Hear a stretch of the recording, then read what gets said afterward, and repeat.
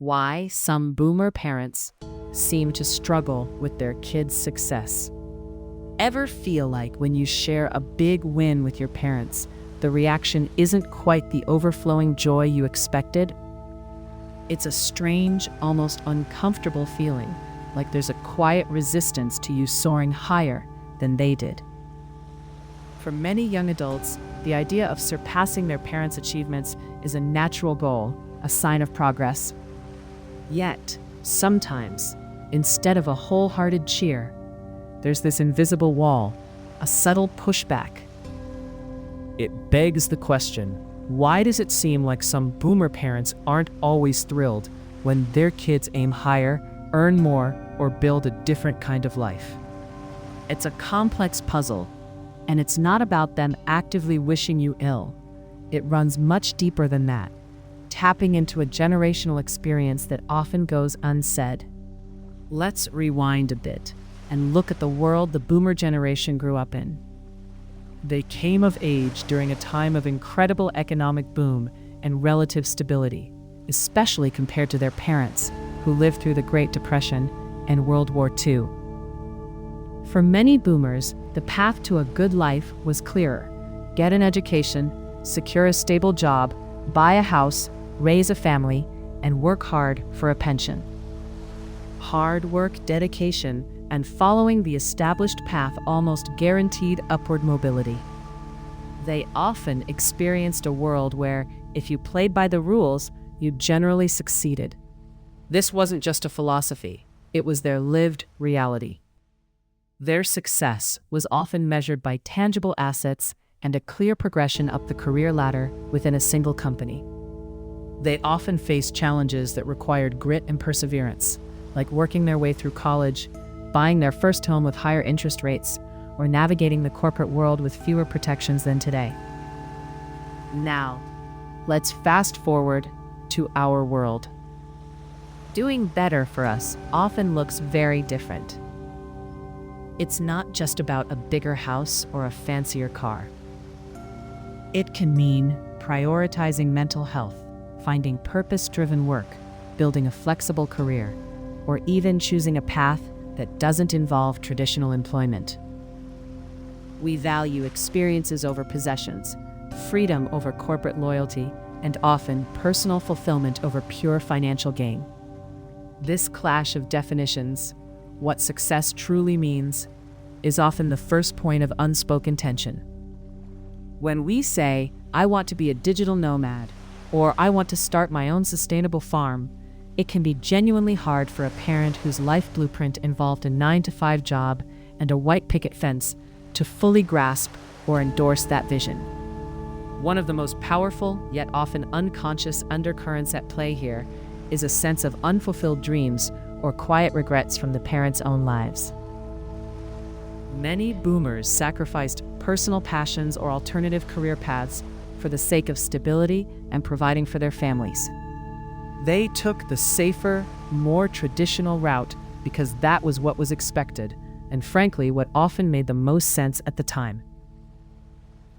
When they see their children pursuing creative endeavors, starting unconventional businesses, or achieving a level of financial freedom at a younger age that they never had, it can trigger a complex emotional cocktail. It's not necessarily envy in a malicious sense, but more like a wistful pang of, what if? They might think, I worked so hard for so long, and my kid seems to be achieving something similar, or even more, with a different, seemingly easier path. This isn't a judgment against you, but rather a reflection of their own internal processing. Then there's the subtle dynamic of identity and purpose. For many parents, their identity became intertwined with being the provider, the guiding hand, the one who knows best. If their children are now doing better, meaning they are financially independent, making their own big life decisions, and forging a path that doesn't rely heavily on parental advice, it can subtly erode that established role. It might feel like a loss of relevance, or that their years of sacrifice are being, if not negated, then at least overshadowed. It's not that they don't want you to be independent. It's just that a part of them might feel a quiet shift in their own self-perception. They might also worry that your success will take you away from them, creating a distance they're not prepared for. Another contributing factor can be a genuine, if sometimes misguided, fear for your well-being.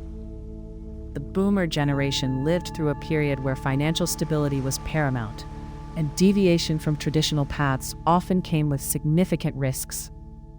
When you choose a career that's less conventional or takes longer to pay off, their immediate reaction might be concern.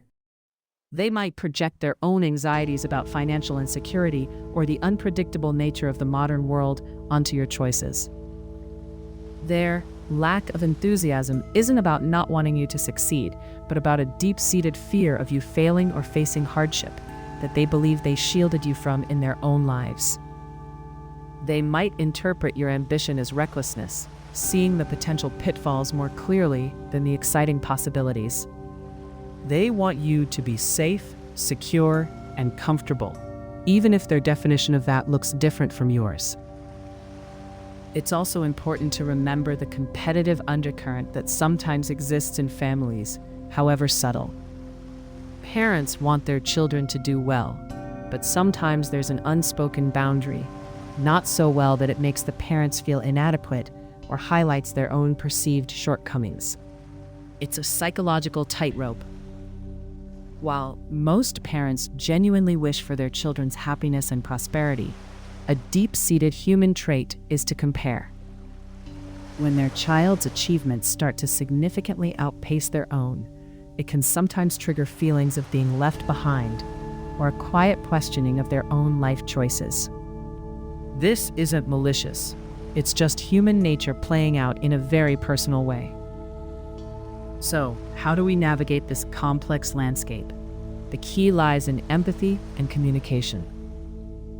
Recognize that their reactions aren't always about you.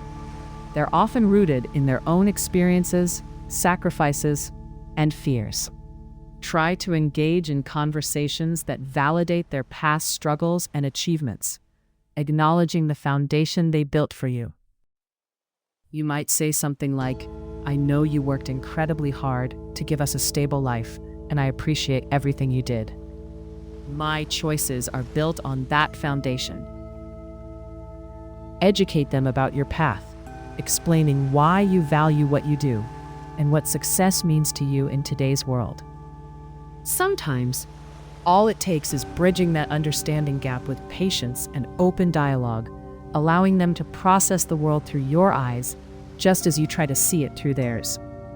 It's about building a bridge, not a wall, acknowledging that both generations are striving for the best life they know how. Ultimately, this isn't about blaming anyone. It's about understanding the subtle, often unconscious psychological dynamics that play out across generations. It's a testament to the love and sacrifice parents make, and the new paths their children forge. If you're curious about how these generational dynamics impact financial decisions, click on this video right here.